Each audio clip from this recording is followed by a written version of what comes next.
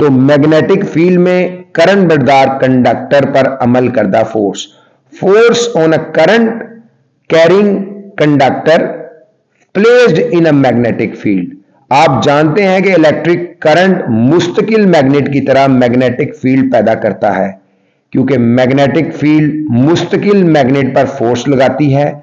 اس لیے جب کسی کرنٹ بردار وائر کو ایک میگنیٹک فیلڈ میں رکھا جائے تو اس پر ایک میگنیٹک فورس عمل کرتی ہے.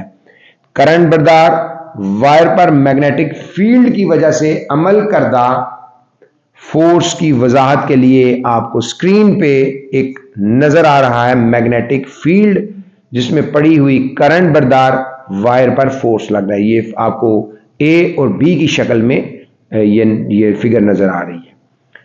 تو بیٹری مستقل میگنیٹ کے میگنیٹک فیلڈ میں پڑی ہوئی وائر میں کرنٹ پیدا کرتی ہے. یہ اہم بات ہے. کرنٹ بردار وائر کے گرد ایک میگنیٹک فیلڈ پیدا ہوتا ہے جو مستقل میگنیٹ کے میگنیٹک فیلڈ پر اثر انداز ہوگا. اس کے نتیجے میں کرنٹ بردار وائر پر میگنیٹک فورس عمل کرتی ہے. وائر پر عمل کرنے والی میگنیٹک فورس کی سمت وائر میں بہنے والے کرنٹ کی سمت پر منحصر ہوتی ہے. یہ اس کے اوپر افیکٹ کرتی ہے.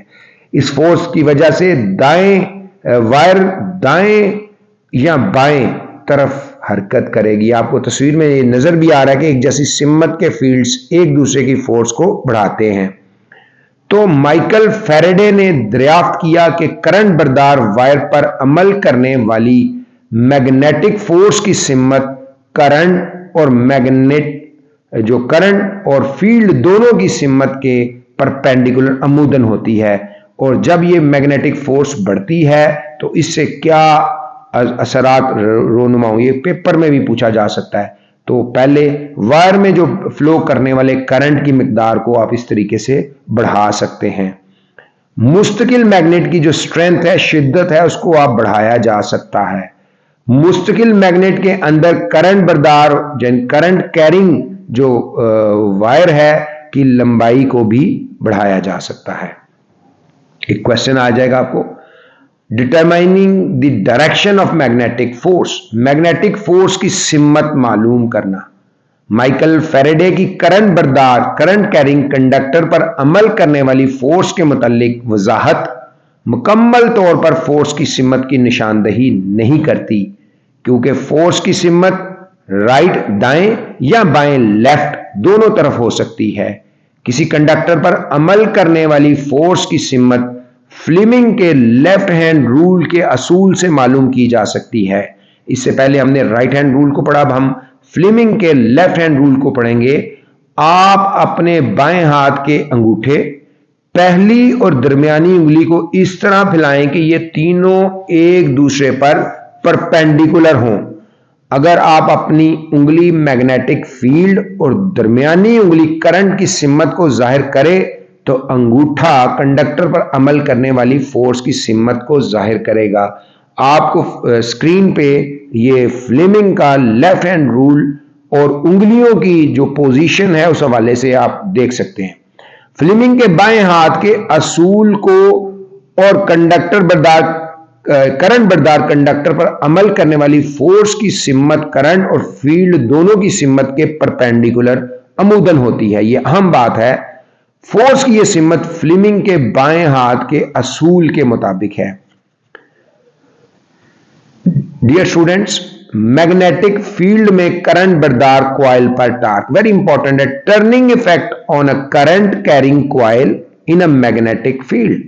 اگر میگنیٹک فیلڈ میں ایک سیدھے کنڈکٹر کی بجائے کرنٹ بردار ریکٹینگولر کوائل جو آپ کو فگر میں نظر آ رہا ہے، تصویر بھی آپ کو نظر آ رہی ہے، PQRS کو دکھایا گیا ہے، تو یہ کوائل پر عمل کردہ ٹارک کی وجہ سے گھوم سکتی ہے.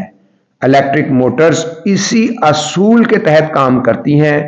آپ سپوز کریں کہ ریکٹینگولر کوائل کی سائیڈز PQ اور RS مستقل میگنیٹ کے دونوں پولز کے درمیان میگنیٹک فیلڈ کے عمودن ہیں. اگر آپ کو اسکرین پہ دیکھیں تو آپ کو میگنیٹک فیلڈ میں کرنٹ بردار کوائل نظر آ رہی ہے، اس کے اوپر آپ کو ڈفرینٹ بیٹری نظر آ رہی ہے، آپ کو روٹیشن نظر آ رہی ہے، آرمیچر نظر آ رہا ہے، मैग्नेट नजर आ रहा है, नॉर्थ पोल साउथ पोल, और इस तरह एक रेक्टेंगुलर फिगर भी आपको नजर आ रही है।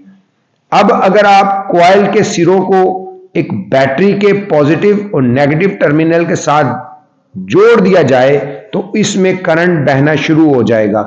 करंट कॉइल के एक सिरे से दाखिल होकर दूसरे सिरे से बाहर निकल जाता है। फ्लेमिंग के लेफ्ट हैंड रूल के असूल के मुताबिक कॉइल की PQ साइड पर फोर्स ऊपर की जानिब अमल करेगी, जबकि RS साइड पर फोर्स नीचे की जानिब अमल करेगी। इसकी वजह से यह है कि पोल्स के सामने मौजूद कॉइल दोनों साइड्स में से बहने वाला करंट एक दूसरे के परपेंडिकुलर अमूदन और मुखालिफ अपोजिट डायरेक्शन में है, सिमत में है। डायरेक्शन अपोजिट मुखालिफ सिमत में है। दो बराबर लेकिन मुखालिफ फोर्सेस के ज़ेरे असर एक कपल अमल करता है। 9th क्लास में भी आपने कपल पढ़ा था, जिसके ज़ेरे असर कॉइल में टार्क पैदा होता है। टार्क मीन टर्निंग इफेक्ट, उसके अंदर कोई ना कोई इफेक्ट पैदा। इस टार्क की वजह से कॉइल घूमने लगती है।